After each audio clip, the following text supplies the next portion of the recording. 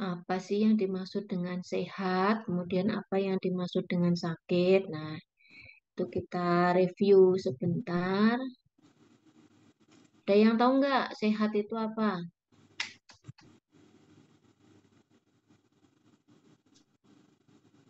Sehat itu berdasarkan definisi WHO adalah suatu keadaan yang sempurna.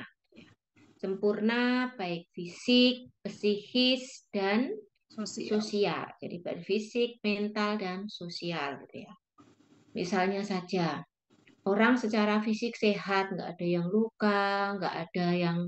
Tapi secara mental, nah, orang yang sakit jiwa, yang sering jalan-jalan kemana-mana, nah itu kan secara fisik sehat, tetapi mentalnya yang tidak sehat. Nah itu tidak bisa dikatakan sehat gitu ya, karena mentalnya tidak sehat. Orang yang dikatakan fisiknya sehat, mentalnya sehat, oh dia juga bisa bekerja dengan baik gitu ya. Tetapi tidak bisa bersosialisasi dengan orang lain, nah, itu juga tidak sehat. Sehingga eh, yang dikatakan sehat adalah keseimbangan ya atau keadaan yang sempurna antara fisik, mental, dan sosial. Sedangkan dikatakan sakit bila keseimbangan ketiga hal tersebut itu tidak terjadi gitu ya. Entah yang mentalnya atau entah yang fisiknya atau yang sosialnya. Yang mana dalam penyesuaian itu tidak terjadi keseimbangan. Gitu. Nah, eh, ada beberapa faktor yang mempengaruhi eh, status kesehatan seseorang. Gitu ya. Kalau kita pakai model tradisional itu ada host atau manusianya, gitu ya. Agent, kemudian ada environment. Lah host, mungkin tak share screen aja ya.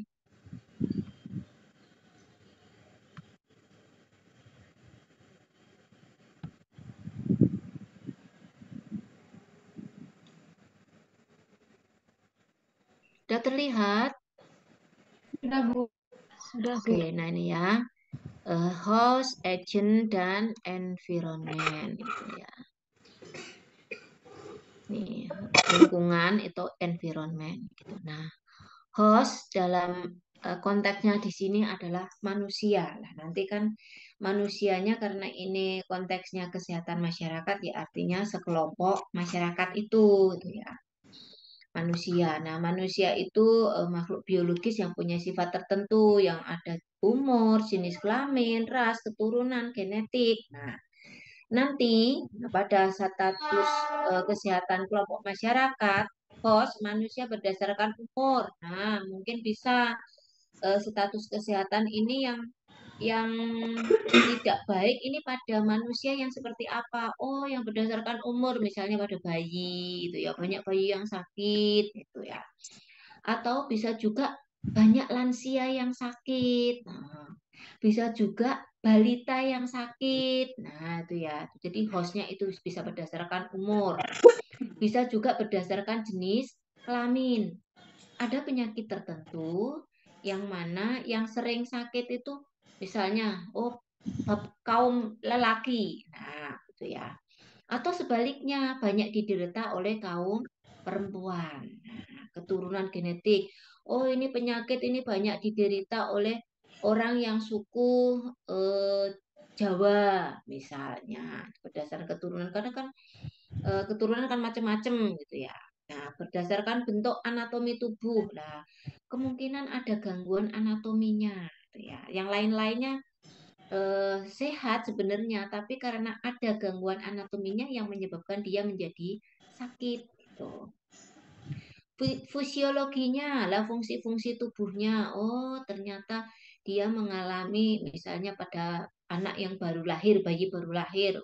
Oh, dia mengalami kebocoran pada jantung. Nah, itu kan tidak berfungsi, anatominya juga tidak sempurna, ada beberapa septum atau sekat yang bocor, nah, sehingga tidak bisa berfungsi dengan baik. Atau bisa juga kelompok orang yang imunitasnya rendah, misalnya orang-orang yang gangguan autoimun, nah itu ya, itu kan mudah mudah alergi dan lain sebagainya gitu ya. Status gizi bisa jadi orang yang gizinya rendah, pada ibu hamil yang mengalami kurang energi kronik, ya itu ya misalnya. Kalau hostnya berarti perempuan sedang hamil, kemudian mengalami KEP, kurang energi kronik misalnya atau anemia. Nah, yang berikutnya itu yang host gitu ya. Kalau agent, host ini sebenarnya tidak hanya manusia, saya ulangi dulu. Host ini sebenarnya tidak hanya manusia, bisa juga terjadi pada binatang. Karena host itu tempat tinggalnya mikroorganisme atau zat yang dapat menimbulkan sakit gitu. Jadi sebenarnya nggak hanya manusia, tapi karena yang kita bahas adalah kesehatan masyarakat. Jadi yang lebih dominan manusia. Walaupun nanti juga ada host nyamuk misalnya. Kenapa nyamuk? Karena di dalam tubuh nyamuk itu ada virus dengue misalnya. Ada virus filariasis, filaria, itu penyakit kaki gajah, itu kan dari nyamuk ditularkannya. Atau toksoplasmosis itu hostnya bisa kucing, nah, bisa di manusia, bisa di kucing. Nah, itu. Jadi hostnya itu bisa manusia, bisa juga dengan binatang. Kemudian agent. Nah, agent ini hal-hal yang menimbulkan sakit. Misalnya mikroba, ya mikroba itu kan mikroorganisme yang patogen, misalnya kayak E. coli bisa menimbulkan diare, Campylobacter bisa menimbulkan diare, disentri bisa menimbulkan diare, kemudian tadi toksoplasma, nah itu menyebabkan infeksi. Kemudian juga misalnya bakteri tuberkulosis, ya itu ya. Itu yang hidup, gitu ya. Yang mati ada, misalnya apa? Racun. Nah, racun, ya itu yang mati, benda mati, tapi bisa mengganggu kesehatan. Ya, misalnya paparan pestisida, nah itu kan racun, racun gitu ya. Nah, untuk bisa menularkan, untuk bisa menimbulkan suatu penyakit itu tergantung dari infektivitasnya, yaitu kemampuan menyebabkan infeksi pada pejamu atau yang rentan ini ya. Pejamu itu maksudnya host tadi gitu ya. Patogenitas itu kemampuan untuk menimbulkan penyakit. Virulensi itu keganasan. Misalnya kayak sekarang eh, zamannya COVID ya, masih zamannya COVID di mana setiap varian baru itu ditemukan lebih ganas. Nah, itu berarti virulensinya semakin meningkat gitu ya. Kemudian antigenicity ya, itu kemampuan untuk merangsang mekanisme pertahanan tubuh pada pejamu atau pada host tadi gitu ya. Yang ketiga, selain agent ini lingkungan atau environment itu ya. Lingkungan atau environment itu ada beberapa gitu ya. Ada lingkungan fisik, ada lingkungan sosial. Nah, misalnya lingkungan fisik itu terpengaruh pada manusia dari lingkungan biologis juga bisa. Lingkungan fisik meliputi cuaca, panas banget kayak sekarang misalnya pada musim haji, ternyata di Mekah, di Saudi Arabia itu suhunya bisa mencapai 50 derajat. Nah, itu ya, suhu yang ekstrim atau kelembabannya yang ekstrim. Nah, itu ya. Angin yang hembusannya sangat kuat. Nah, itu termasuk lingkungan fisik, gitu. Air, gitu ya. Kemudian ada unsur kimia, lingkungan fisik, misalnya pencemaran udara, pencemaran air. Nah, itu masuk lingkungan fisik, misalnya sumber air bersihnya tercemar nitrogen yang tinggi. Nah, misalnya itu masuk lingkungan fisik gitu ya. Kemudian lingkungan sosial itu merupakan hal-hal yang berhubungan dengan budaya, ekonomi, politik, sistem yang dalam organisasi, peraturan-peraturan yang berlaku, kebijakan pemerintah. Nah, itu masuk di lingkungan sosial. Misalnya, tinggal di pemukiman yang kumuh. Nah, itu masuk di sosial. Pemukiman padat penduduk, tidak ada saluran irigasi. Nah, itu ya, tidak ada sumber air bersih. Kemudian secara ekonomi penduduknya miskin. Nah, kayak kayak gitu tuh masuk di lingkungan sosial. Nah, tugas Anda nanti ya, nanti saya kirimkan ke Anda gitu ya. Tugas Anda nanti melakukan identifikasi, mengidentifikasi. Nanti saya kirim kasus gitu ya, kasus. Bentar, tak carikan kasusnya.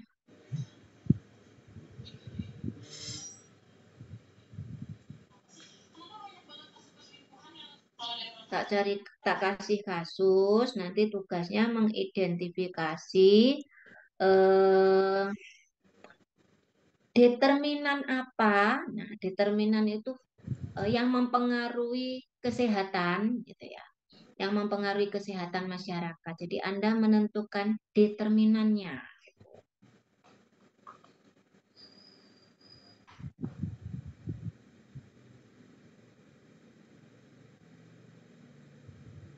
Mencari determinan status kesehatan masyarakat. Nah, di kasus itu nanti silahkan dibaca, dicermati. Nah, ini determinannya apa sih?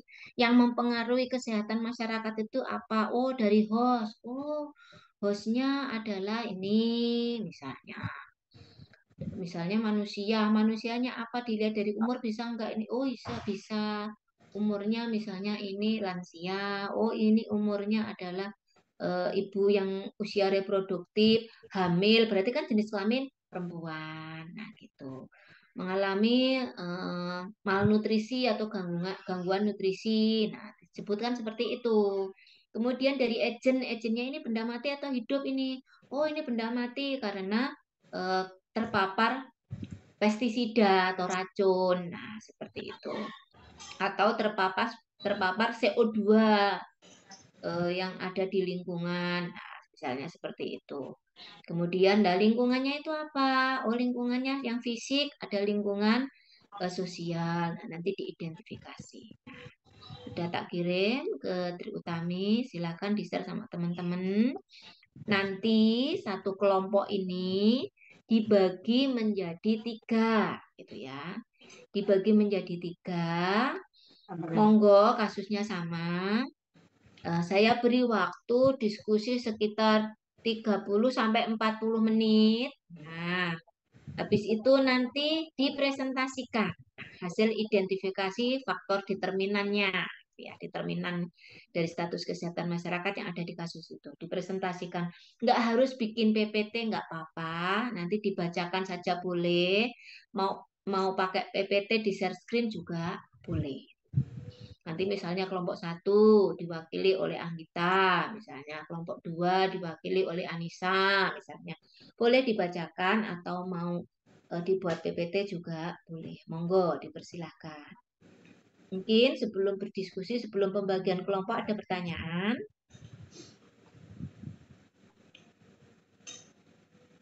Ada yang ditanyakan? Assalamualaikum Ibu. Waalaikumsalam. Gimana? Ibu, saya izin masuk di kelas ini apa? Kemarin saya nggak Oh, ikut dari SL. kelompok lain ya berarti? Iya Ibu. Kelompok berapa? Tulisnya nanti untuk nambahkan di. Dari kelompok berapa? B3 Ibu. B3. Endang ya, Endang Safitri ya. Iya Ibu. Oke, silakan. Kelompokmu sudah praktikum belum? Udah Ibu. Oh, berarti ini ikut SL, ikut PR-nya juga ya berarti ya besok. Iya Bu. Oke. NIM-nya berapa NIM-nya? 2010 Oh, 30 mm-mm. 1102. Oke. Oke, silakan, silakan bergabung. Terima kasih Bu. Ada lagi yang dari kelompok lain?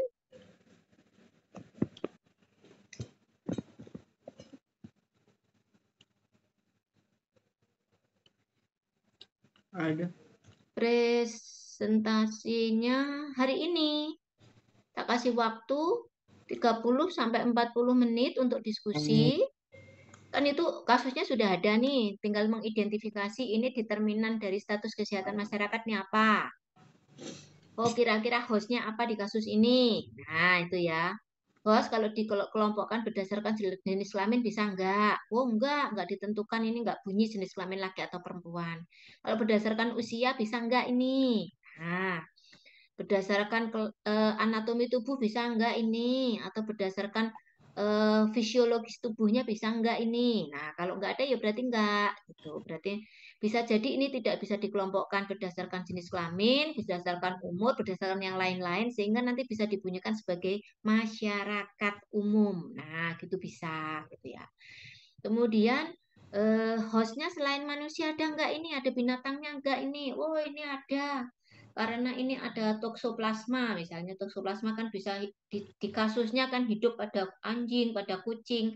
Oh, berarti hostnya selain manusia ada anjing, kucing. Nah, kemudian agentnya apa ini? Agentnya benda mati atau hidup? Oh, ini benda mati, wong ini racun misalnya. Orang yang keracunan atau terpapar bahan kimia.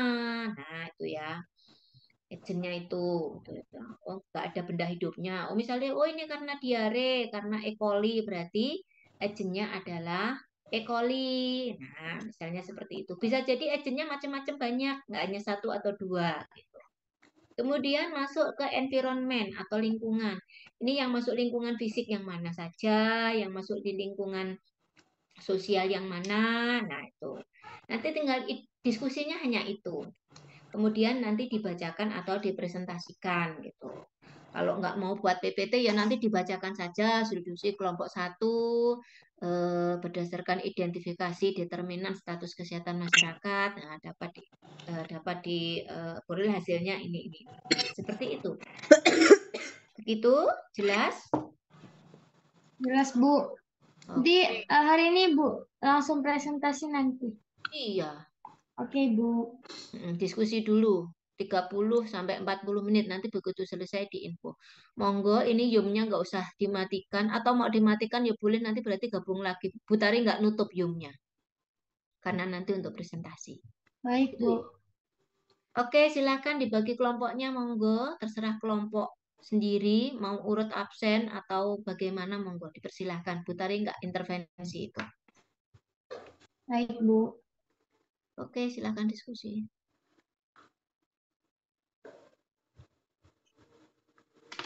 Ini masuk semua ya? Masuk semua, Ibu. Oke. Saya persilakan kelompok 1. Mau pakai PPT atau dibacakan?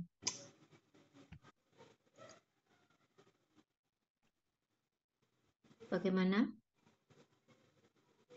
Dibacakan saja atau mau share screen?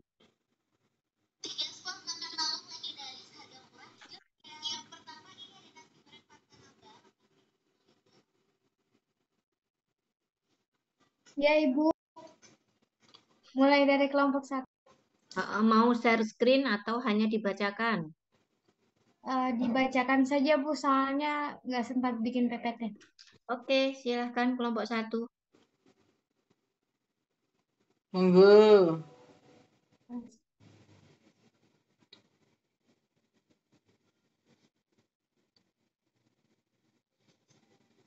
Mudah.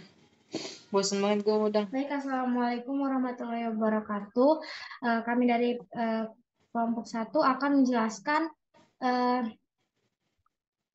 determinan yang mempengaruhi status kesehatan pada kasus yang telah diberikan. Nah, kelompok 1 ini terdiri dari saya sendiri, terus Amelia Pangestu, Ari Setiawan Seran, Anissa Aprianda, Anisha Dewi Fadila, dan Endang Safitri.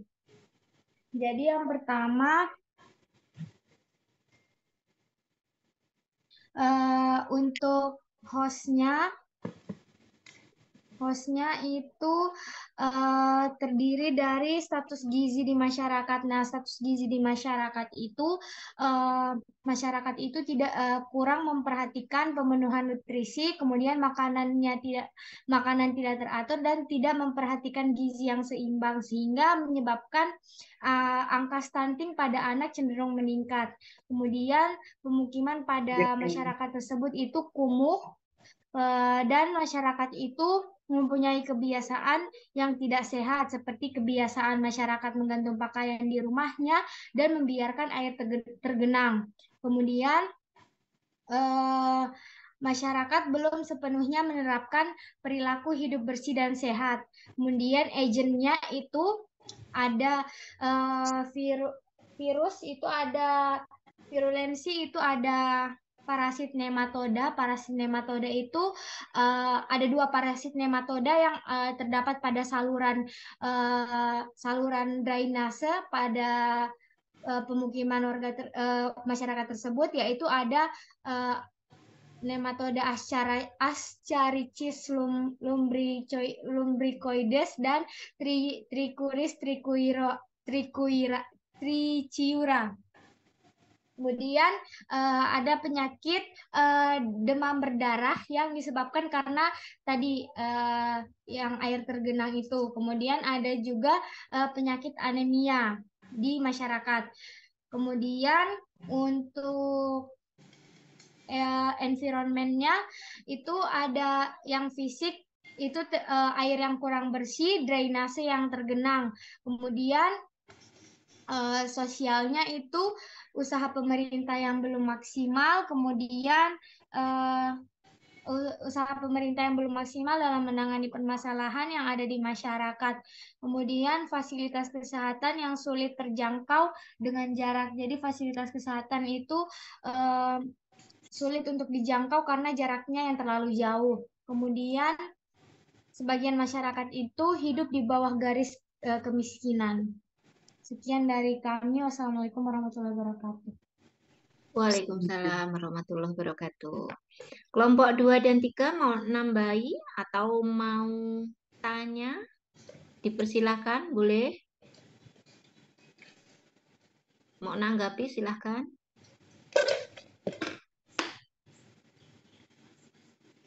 Nggak ada tanggapan kelompok 2 dan 3? Oke. Kalau nggak ada, lanjut kelompok 2.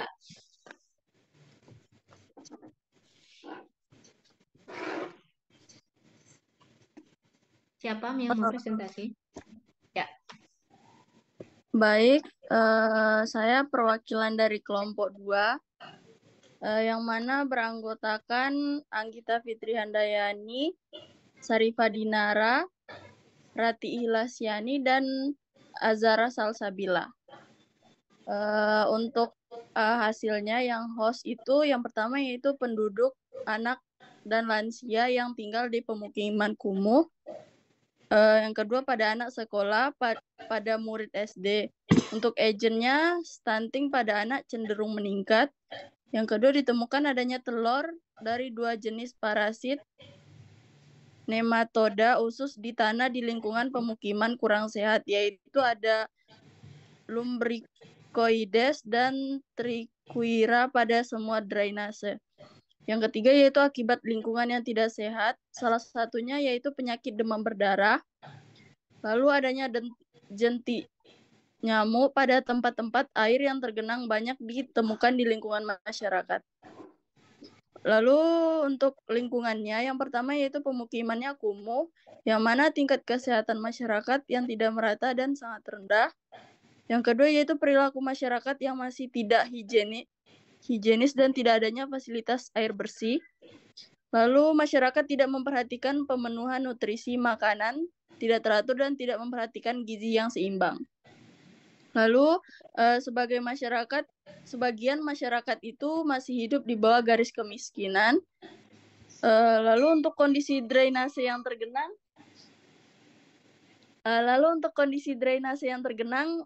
kondisi lingkungan dengan air yang tergenang, kebiasaan masyarakat yang menggantung pakaian di rumahnya dan status gizi dan kebiasaan makanan pagi pada murid SD yang tidak bisa makan pagi, untuk fasilitas pelayanan kesehatan yang tidak terjangkau berdasarkan jarak sehingga menyebabkan masyarakat sulit untuk mengakses pelayanan kesehatan.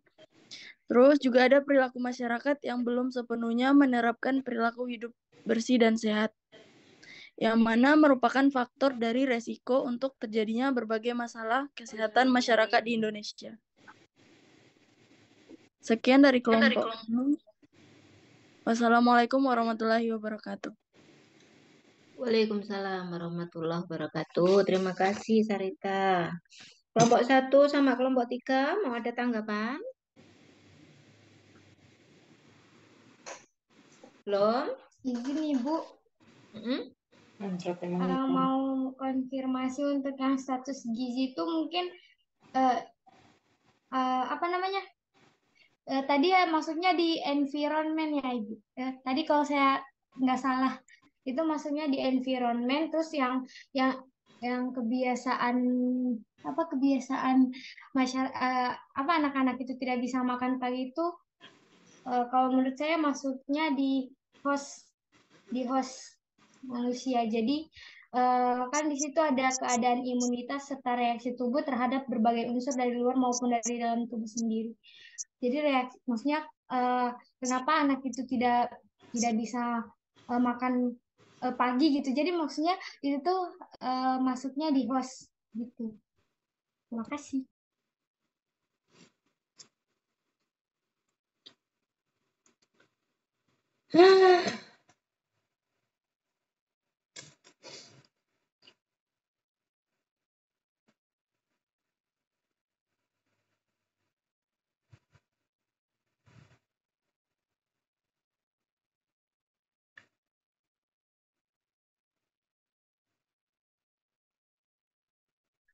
Ibunya terkeluar.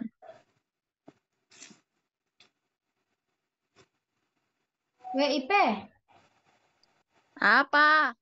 status gizi itu kamu masukin di environment. Aku tuh ada punya 2. Status gizi itu di ini anjir, di host. Baca itu ininya Ibu, di host. Listriknya Putari tiba-tiba mati. Jadi pindah tethering. Iya. Tadi kelompok berapa tadi yang mau memberikan tanggapan diulangi Putari soalnya Kelompok tadi 1 jomnya Bu. Ya, gimana tadi diulangi yang status gizi? Yang status gizinya itu tadi masuknya di environment yang dari kelompok 2. Itu kan harusnya masuknya di host. Status Oke. gizi dari Harusnya status gizi kesehatan di secara host umum. gitu ya. Di host, iya. Terus Terus ada kebiasaan lagi? anak-anak itu tidak terbiasa makan pagi juga itu harusnya masuknya di host, bukan di environment. Oke, ada lagi? Udah Ibu, mohon koreksi jika salah. Ya, oke. Bagaimana kelompok 2? Ini ada masukan dari kelompok 1 harusnya gizi masuk di host, kebiasaan masuk di host. Bagaimana kelompok 2? Mohon maaf izin menanggapi Bu. Jadi tadi yang kan status gizi dan kebiasaan makan pagi pada murid SD itu, jadi kita menuliskan di host itu sudah dituliskan dan sudah disebutkan tadi pada hostnya pada anak sekolah atau pada murid SD Bu. Jadi udah kita tuliskan di host juga. Tadi yang anak SD tadi ya? Iya Bu, pada anak sekolah pada murid SD. Oke, berarti masuk di host ya? Ya, Terus yang kebiasaan?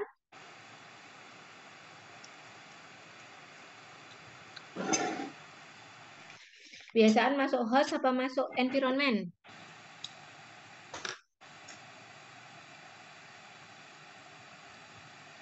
Oke, nggak apa-apa. Nanti kalau bingung, Bu Tari jelasin yang mana yang host, yang mana yang environment berkaitan dengan kebiasaan. Oke, sementara lanjut kelompok 3 dulu.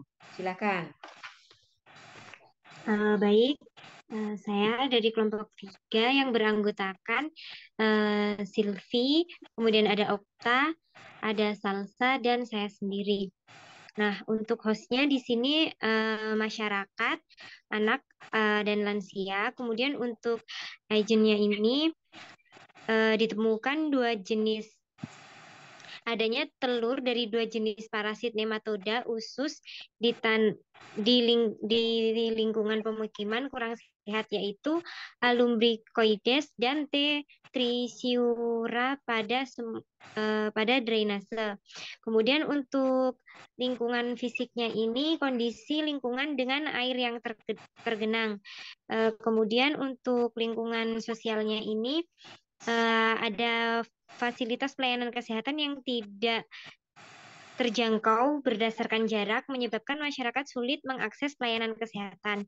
Kemudian kebiasaan masyarakat yang menggantung pakaian di rumahnya. Kemudian perilaku masyarakat yang belum sepenuhnya menerapkan perilaku hidup bersih dan sehat. Ini merupakan faktor resiko untuk terjadinya masalah kesehatan masyarakat. Kemudian lingkungan yang kumuh. Dari saya hanya itu sih, Bu. Terima kasih. Oke. Ada masukan untuk kelompok 3 dari kelompok 1 dan 2?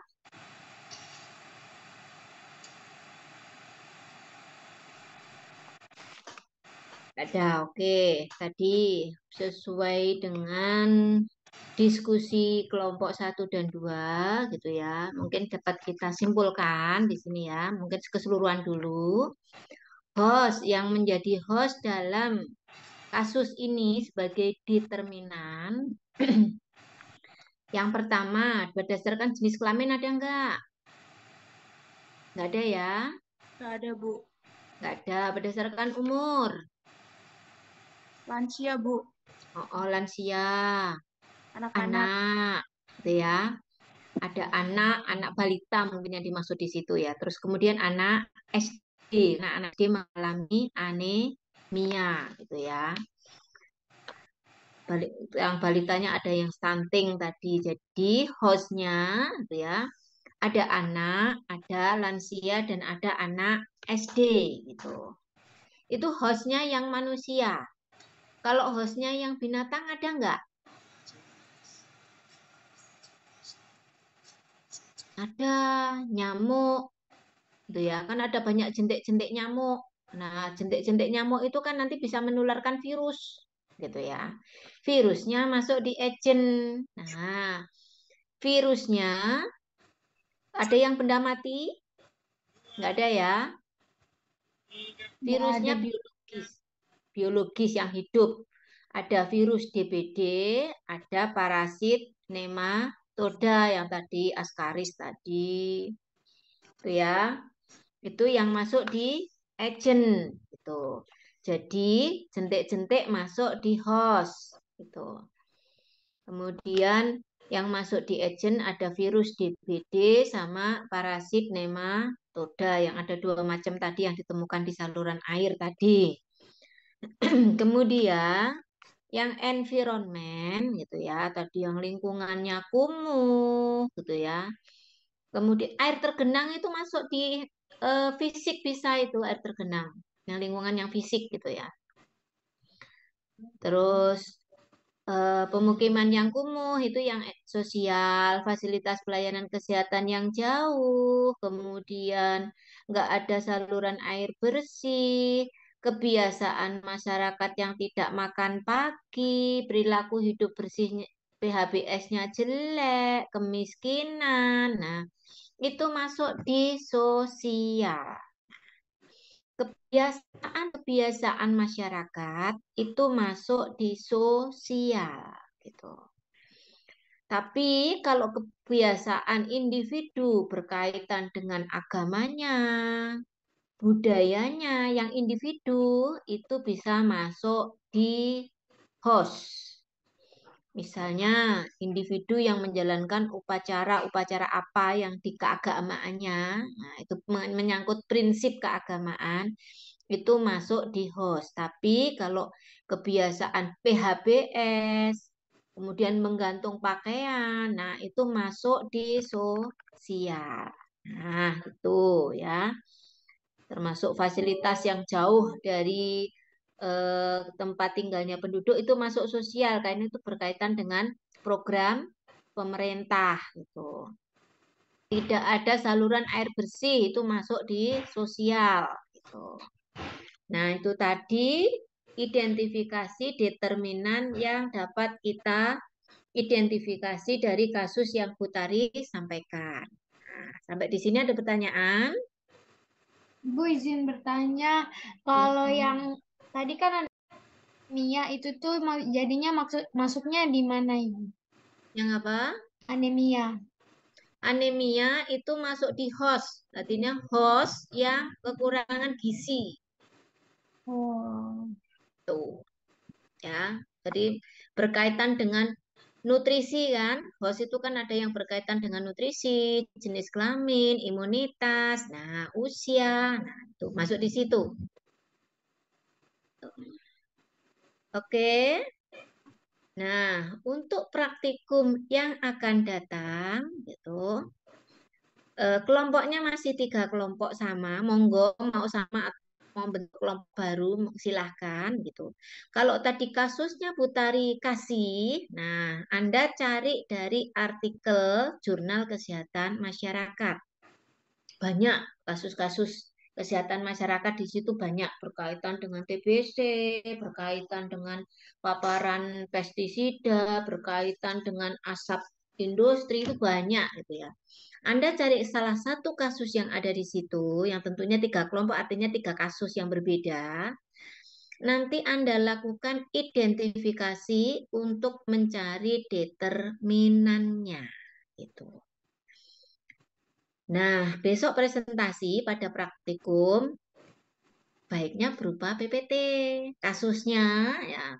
Ringkasan kasusnya ditampilkan, habis itu baru identifikasi determinannya, hostnya apa, mungkin dikasih sedikit teori apa sih yang dimaksud dengan host, apa yang dimaksud dengan agent, apa yang dimaksud dengan environment. Nah, yang masuk host di sini itu host apa saja, agentnya apa saja, environmentnya apa saja. Nah, seperti itu. Kira-kira ada pertanyaan untuk tugas di praktikum?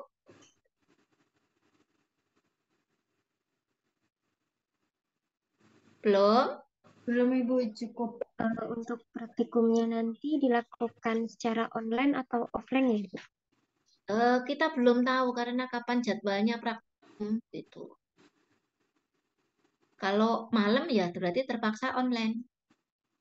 Kalau bisa siang ya mungkin offline. Baik, Ibu. Monggo nanti menyesuaikan waktu yang tersedia karena waktunya kan sebenarnya udah lewat gitu ya. Iya, Ibu. Nanti kita cocokkan jadwal lagi. Baik, Ibu. Oke, masih ada lagi pertanyaan? Cukup? Cukup, Bu. Baiklah, kalau cukup kita akhiri dengan baca hamdalah bersama-sama. Alhamdulillahirrahmanirrahim.